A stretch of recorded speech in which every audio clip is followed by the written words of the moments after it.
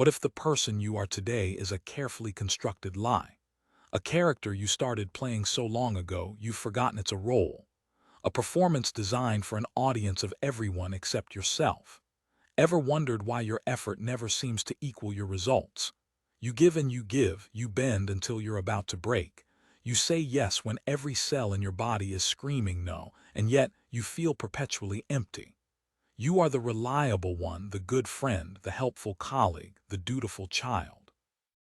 You are the cornerstone of everyone else's life, but the foundation of your own is crumbling into dust. This isn't just about being nice. This is a silent war being waged within you, and you are losing. You feel it in the quiet moments, don't you? That hollow ache in your chest when you hang up the phone after agreeing to something you don't have the time, energy, or desire to do. The flash of resentment, hot and quick, that you immediately suppress with a wave of guilt.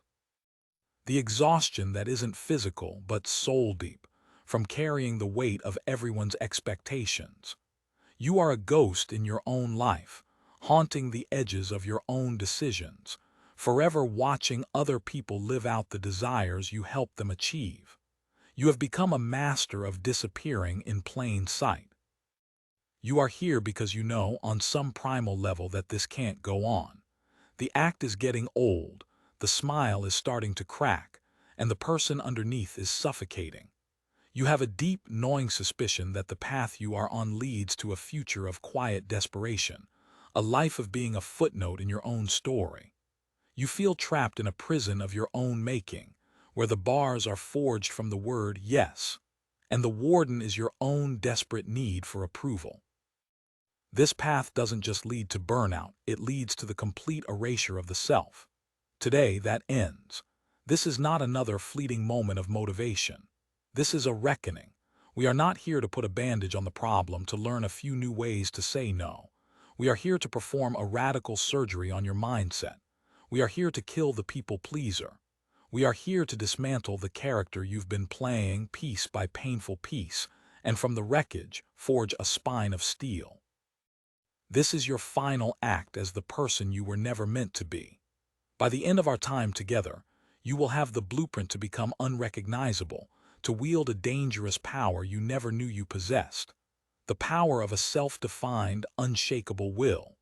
We will walk through the fire of your deepest fears and emerge on the other side, not just changed, but reborn. This journey will demand your full attention, because we are about to rewrite the very code of your existence. And here is the first, brutal truth you must accept, the first win in this mental warfare.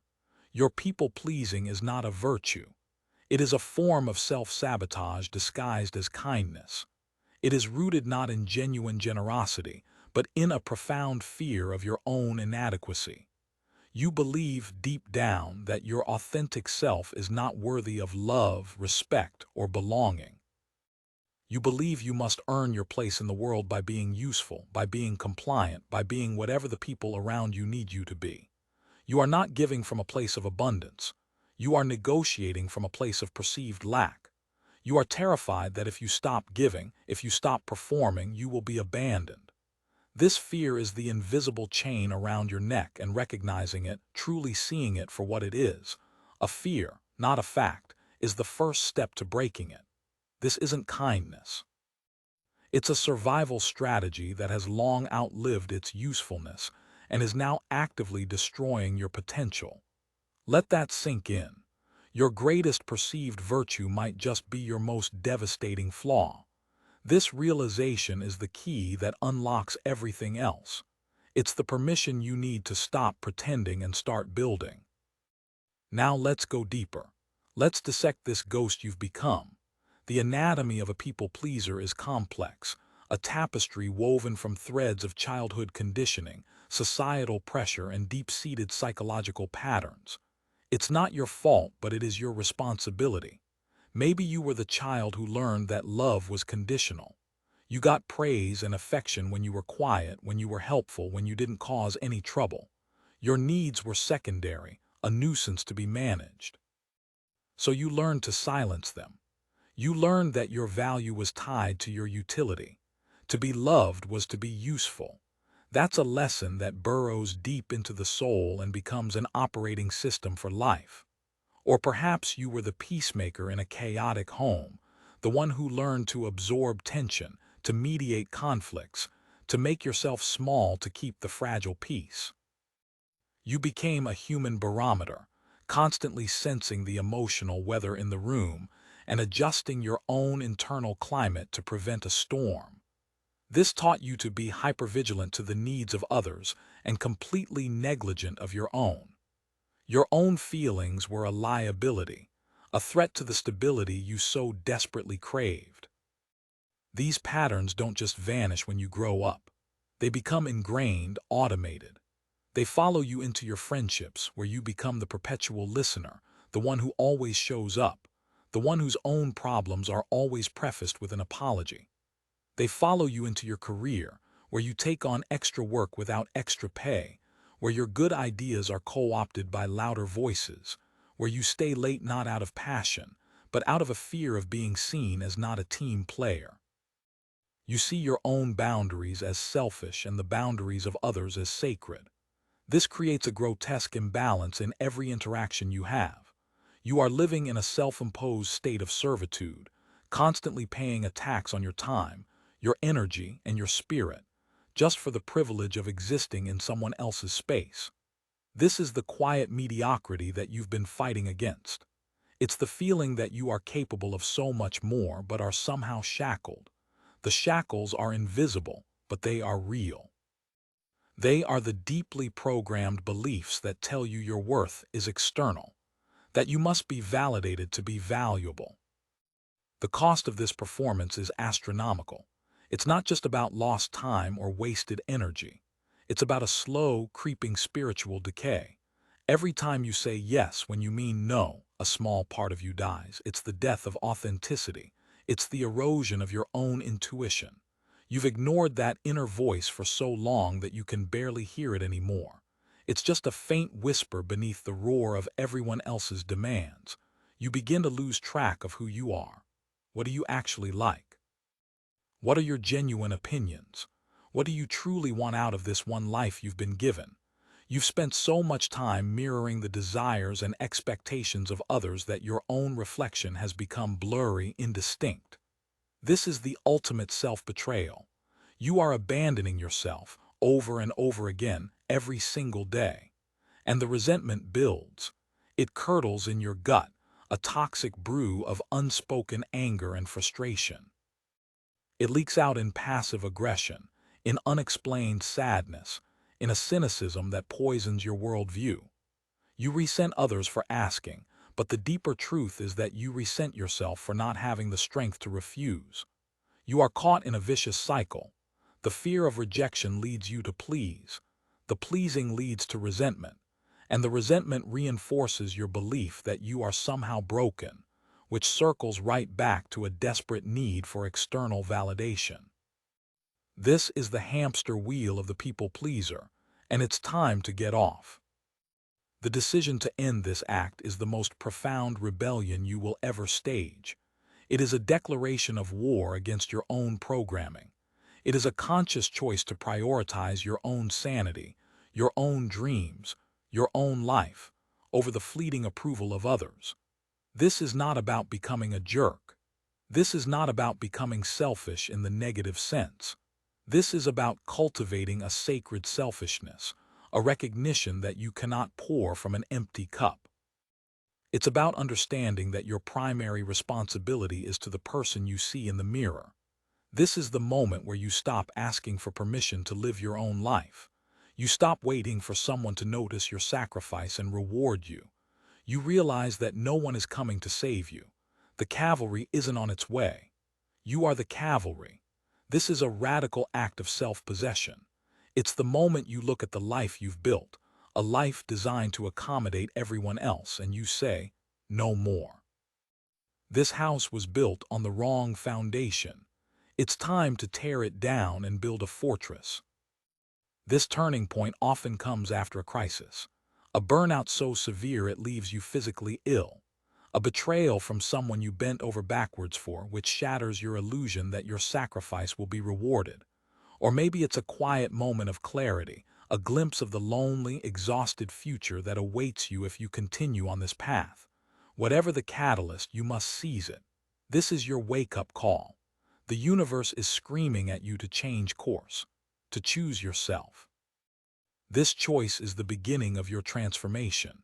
It's the moment you turn from the audience and begin to speak in your own voice for the first time. It is terrifying. It will feel unnatural, like trying to write with your opposite hand.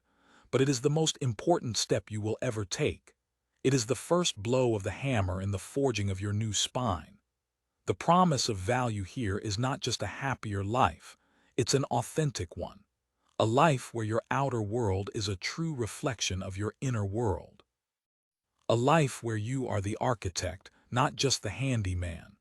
A life of inner peace, not because there is no conflict, but because you are no longer at war with yourself. So let's begin the forge. This is where the real work is done, where we move from understanding the problem to actively building the solution. We will forge this spine of steel through a process, a mental and spiritual alchemy. The first stage is the fire of self-awareness. You cannot change a pattern you cannot see. The people-pleasing habit is so automated, it operates on a subconscious level. You must become a detective in your own life, a vigilant observer of your own thoughts, feelings, and actions. This requires a brutal honesty you may have never afforded yourself. For the next week, I want you to carry a small notebook or use a note-taking app on your phone. Your mission is to document every single time you feel the urge to people please. Every time you say yes when you feel a no in your gut. Don't judge it. Don't try to change it yet. Just observe. Write down the situation. Who asked you for what? What did you feel physically? A tightening in your chest? A sinking in your stomach? What were the thoughts that went through your head? If I say no, they'll be angry. It's just easier to agree. They need me. This act of pure observation is incredibly powerful. You are dragging an unconscious process into the light of conscious awareness. You will be shocked at how frequently this happens. You will see the patterns emerge with stark clarity. You will see that your people-pleasing is not random. It's triggered by specific people, specific situations, specific fears. This is not about self-flagellation. It is about gathering intelligence. This is the reconnaissance phase of your mental warfare. You are mapping the enemy's territory, and the enemy is your own conditioning. As you do this, you will begin to create a microsecond of space between the stimulus, the request, and your response. In that space lies your power. In that space you can make a choice, rather than running the old program. This is the first crack in the dam. This is where the light gets in. The fire of awareness burns away the fog of automaticity. It's uncomfortable because it forces you to see the extent of your own self-abandonment. But you must sit in this fire. You must let it show you the truth. Without this searing, clarifying heat, no true change is possible. This is the crucible where your transformation begins. Now that we have the fire, we need the hammer. The second stage of the forge is the hammer of boundaries. A boundary is not a wall. It is not an act of aggression. A boundary is a simple, clear statement of what is okay for you and what is not. It is the line you draw around yourself that defines you as a separate and sovereign individual. For the people-pleaser, setting a boundary feels like an act of war. It feels selfish, mean, and terrifying. You must reframe this. A boundary is an act of self-respect. It is a gift to both yourself and the other person because it allows for an honest and authentic relationship, rather than one built on a foundation of hidden resentment. The spine you are forging is built, vertebra by vertebra, with every boundary you set and uphold. So how do we do this? We start small. You don't have to go from being a doormat to a fortress overnight. That's a recipe for failure. We are looking for small, consistent wins. Think of the list you made in the fire of self-awareness. Pick the least threatening situation. Maybe it's a casual acquaintance asking for a small favor you don't have time for. Maybe it's a colleague trying to offload their work onto you. Your mission is to practice the gentle no. You don't need a long, elaborate excuse. In fact, long excuses are a hallmark of the people pleaser. They signal that you don't believe you have the right to refuse without justification. A simple, clear, and calm refusal is far more powerful. I'm sorry I can't help you with that right now. Thank you for thinking of me, but I won't be able to. I'm not the right person for that. That's it. No more, no justification, no over-apologizing. After you say it, you must learn to tolerate the silence. This is crucial. The other person might be surprised. They might be quiet for a moment. In that silence, your old programming will scream at you to fill the void, to backpedal, to say, okay, maybe just this once. You must resist. Breathe through the discomfort. The discomfort is the feeling of your spine straightening. Let's walk through a scenario. A family member calls you, one who is used to you dropping everything for them. They have a last-minute, non-emergency request that will completely derail your own plans for the evening. The old you would sigh, feel a flash of resentment, and then immediately say, "Of course, I'll be right there." The new you, the one forging a spine of steel, takes a breath. You create that sacred pause. You acknowledge the feeling in your gut, the no. Then you speak calmly and kindly. "I understand you need help with that, but I'm not available to come over tonight." They might push back. "But I really need you, it won't take long." This is the test. This is where the forging happens. The hammer must strike again. You do not get defensive. You do not get angry. You simply hold the line. "I know it's important to you, and I'm sorry I can't help tonight." You are not rejecting the person. You are declining the request. This is a critical distinction.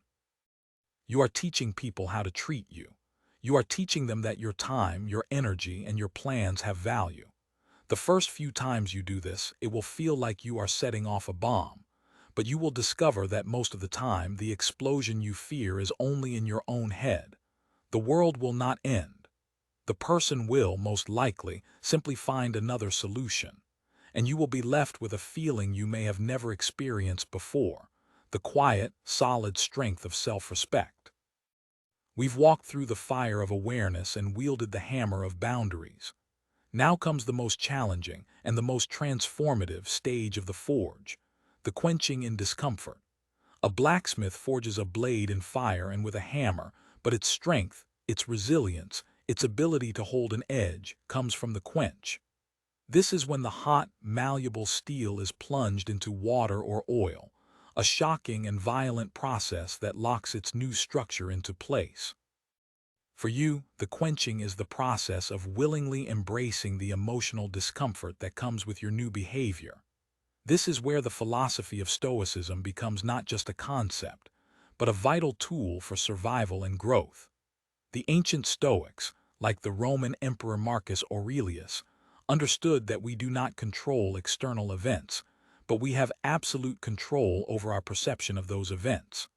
Our inner world, our inner citadel, is untouchable unless we allow it to be breached. When you start setting boundaries, you will face pushback. People who are used to your compliance will not be happy with the new rules. They may call you selfish. They may try to guilt-trip you. They may express disappointment or anger. This is the shock of the quench.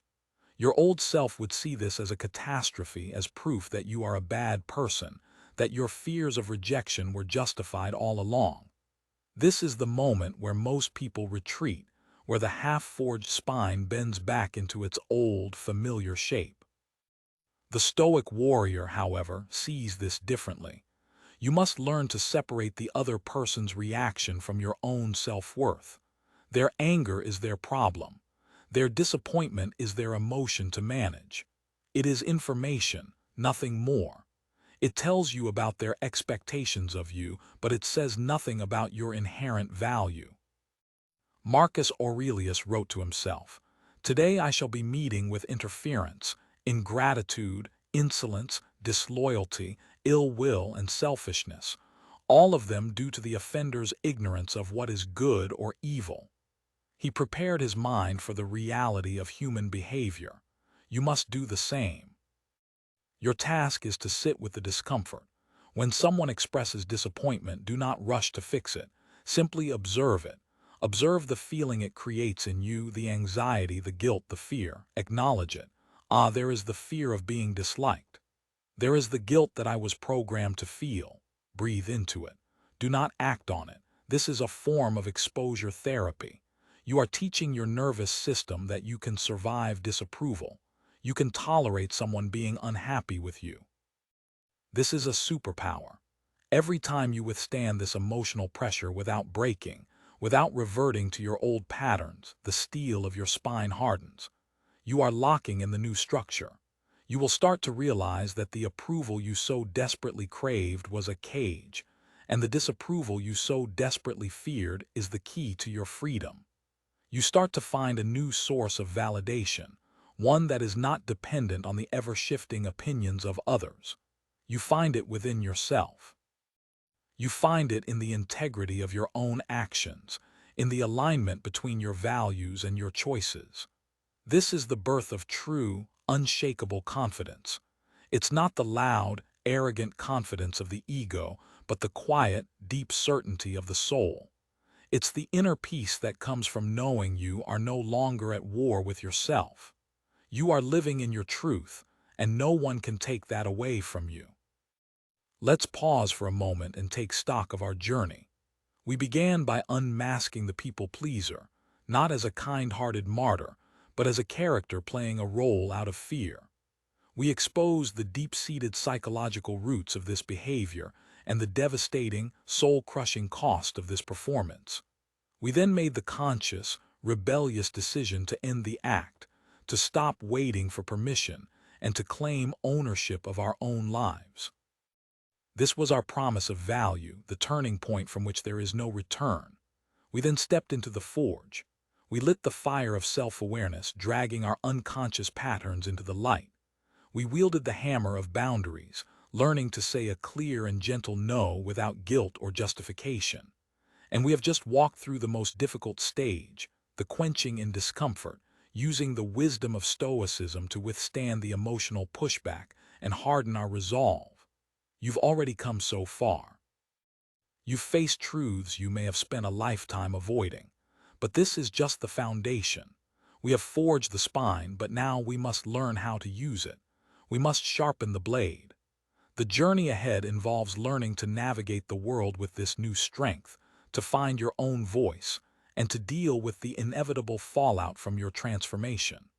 The world is not ready for the new you, and we must prepare you for that spiritual warfare. Have you ever stopped to ask yourself what you actually believe? Not what your parents believe, not what your friends believe, not what your political party or your religious group tells you to believe, but you. What are your core, non-negotiable values? This question is at the heart of the next stage of our journey, sharpening the blade, the power of your own voice. A spine of steel is useless if you have nothing to stand for. For years, the people-pleaser has been a chameleon, adopting the opinions and preferences of those around them to maintain harmony. You've become an expert at nodding along, at murmuring vague agreement, at being a blank canvas onto which others can project their own views. This has to stop. It's time to find out what you think. This can be a surprisingly difficult process. You've silenced your own inner monologue for so long, it might be hard to hear at first. The process of sharpening your blade is a process of deliberate self-inquiry. It begins with curiosity. Start consuming information not to fit in, but to form your own perspective. Read books on subjects you know nothing about. Listen to podcasts from people with whom you vehemently disagree. Watch documentaries that challenge your assumptions. Your goal is not to find a new ideology to cling to, but to exercise your critical thinking muscles. As you take in this information, constantly ask yourself, what do I think about this? Does this resonate with me? Why or why not? Keep a journal dedicated to your own thoughts and opinions. Write down your reflections. Argue with yourself on paper. Explore the nuances. Most of the world's important issues are not black and white. Learn to live in the gray area of complexity. This is where true intelligence and wisdom are born. The next step is to start expressing these fledgling opinions in low-stakes environments. You don't have to start by debating politics at the family dinner table. Start small. The next time a friend mentions a movie they loved and you thought was just okay, don't just nod and agree. Say, "That's interesting you saw it that way. I actually felt that the plot was a little predictable, but I did love the cinematography." You are not attacking their opinion. You are simply stating your own as a valid alternative perspective. This is called differentiation. It's the ability to maintain your own sense of self while remaining connected to others. It's the opposite of the people-pleaser's strategy, which is fusion, merging with others to avoid conflict. Each time you state a genuine preference, whether it's for a restaurant, a movie, or a vacation spot, you are sharpening your blade. You are reinforcing the message to yourself and to the world that you are a separate individual with a unique and valid inner world. As you get more comfortable with this, you can move on to higher stakes topics. You can begin to express your values, your ethics, your vision for your own life. This is where your new spine truly comes into play. You will be able to stand firm in your convictions, not with aggression, but with a quiet, unshakable certainty. You will be able to say things like, "I understand that's how you see it, but my perspective is different." Or, "I appreciate your input, but I've decided to go in this direction because it aligns with my personal goals." This is the voice of a leader, a creator, a sovereign being. This is the voice of the person you were always meant to be. This is the dangerous power we spoke of in the beginning. It's dangerous not because it's destructive, but because it's disruptive. It disrupts the old patterns of control and compliance. It challenges the status quo. It forces the people around you to reckon with you as an equal, as a force to be respected, not a resource to be consumed. This is the power that will allow you to build a life of purpose and integrity, a life that is a true expression of your deepest self. Now we must address a crucial, and often painful, part of this transformation: the world's reaction. As you forge your spine of steel and sharpen the blade of your own voice, you must understand that not everyone will applaud your efforts. Your personal growth is not always seen as a positive development by those who benefited from your previous lack of boundaries. This is the spiritual warfare we alluded to, the mental battle that takes place not just within you, but in your relationships with others. You are changing the unspoken rules of your relationships, and you must be prepared for the resistance. There will be several types of reactions, and understanding them in advance will arm you against discouragement. First, you will encounter the confused. These are the people who are genuinely thrown off by the change in you. They are not malicious, but they are so used to the old you that they don't know how to interact with the new one. They might say things like, "You seem different lately," or "Is everything okay?" They may interpret your newfound boundaries as a sign of anger or depression. With these people, a little bit of calm explanation can go a long way. You don't have to justify your entire life's transformation, but you can say something simple like, "I'm just working on taking better care of myself and being more intentional with my time and energy." Often, these people will adjust and come to respect the new you. Second, you will face the testers. These are the people who will systematically try to push your new boundaries to see if they are real. They will ask you for favors you've already declined just to see if you'll cave. They will try to use their old tactics of guilt and manipulation. This is not necessarily a conscious strategy on their part. It's often a deeply ingrained pattern of interaction. With the testers, your only tool is consistency. You must hold the line every single time. Every time you do, you are reinforcing the new rule. Every time you give in, you are teaching them that your boundaries are negotiable. This is where your stoic practice of withstanding discomfort is essential. It will be tempting to give in just to make the testing stop, but you must see this for what it is: a critical phase of renegotiating the relationship on healthier terms. Be firm, be calm, and be consistent. Third, and most painfully, you may encounter the departed. These are the people whose relationship with you was predicated entirely on your compliance. They were not your friends, they were your consumers. They valued you for what you could do for them, not for who you are. When you stop being a limitless resource, you cease to have value in their eyes.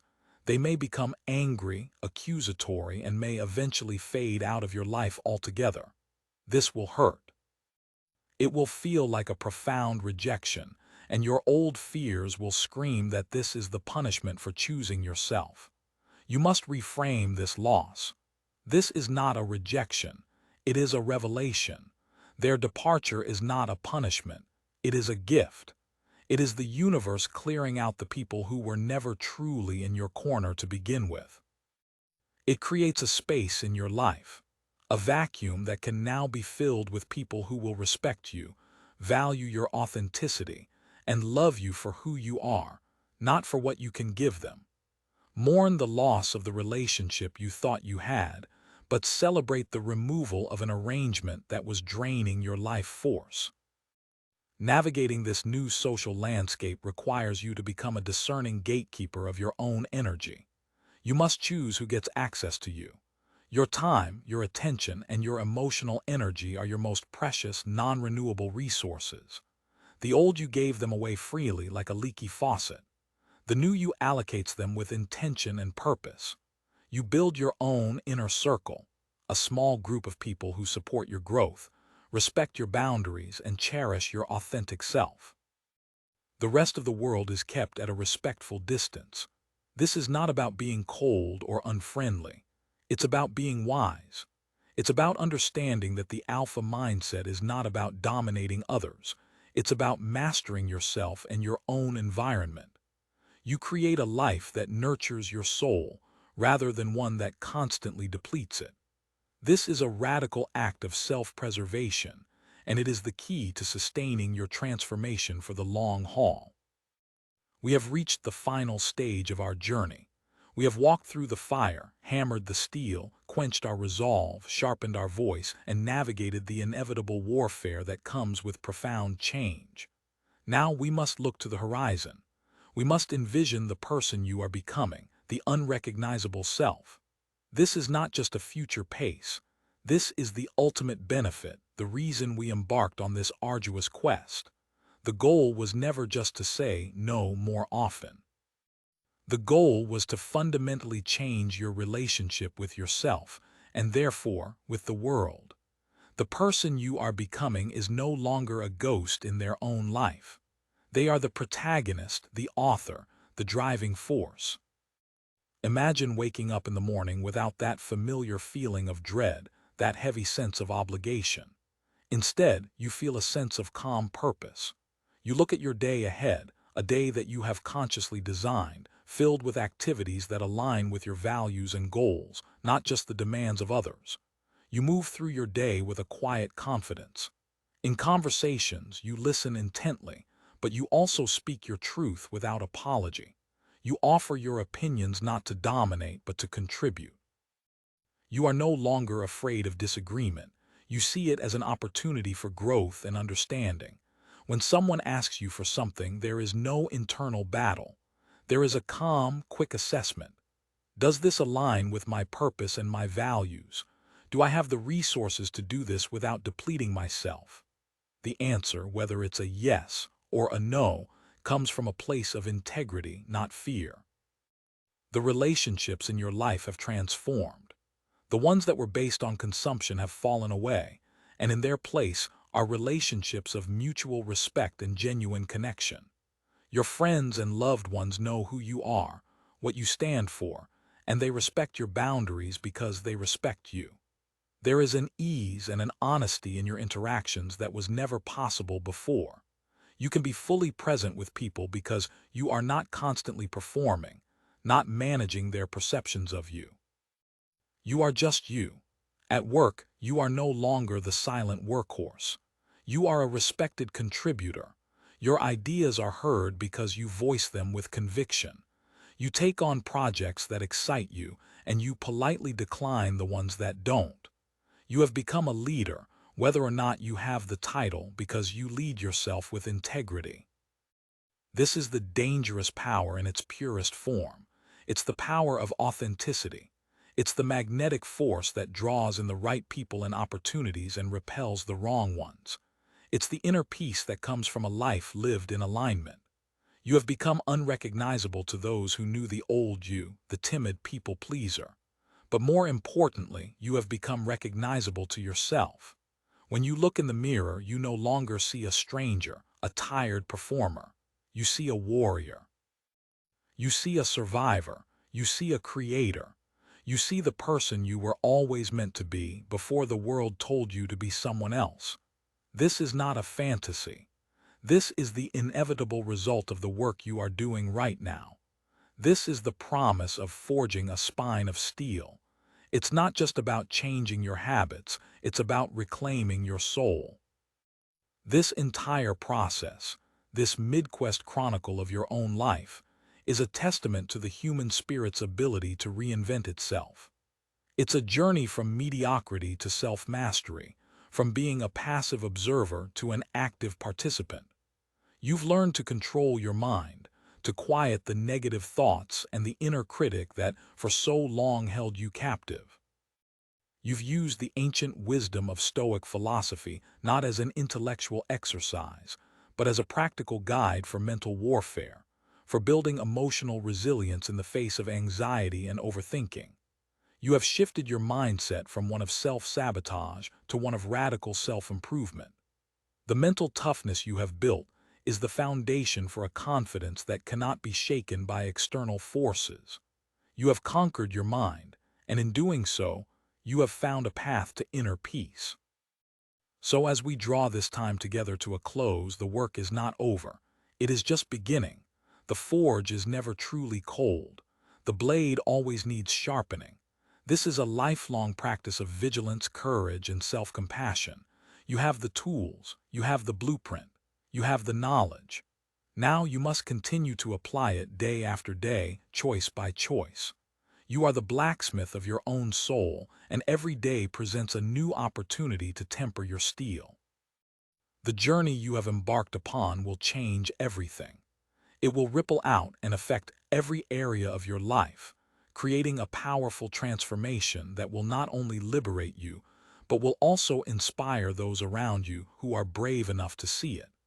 You are breaking a generational cycle of self-abandonment. You are creating a new legacy of strength and authenticity. And so I leave you with one final question to carry with you on your path. A question to reflect on as you continue to build this new life. Now that you are no longer defined by what other people need from you, who will you decide to become?